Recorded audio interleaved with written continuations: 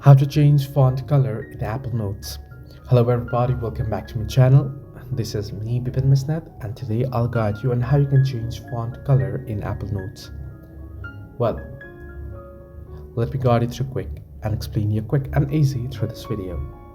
Getting straight onto the video, can you change the font color on Apple Note?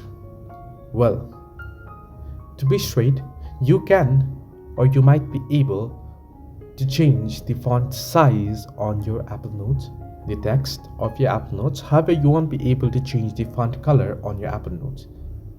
Apple doesn't give you or provide you any option to change the font color at all. So, being direct, there is no any option to change the font color on your Apple Note. Hope this video helped you. Do like and subscribe, and also do not forget to leave a comment down below if you have any further issues.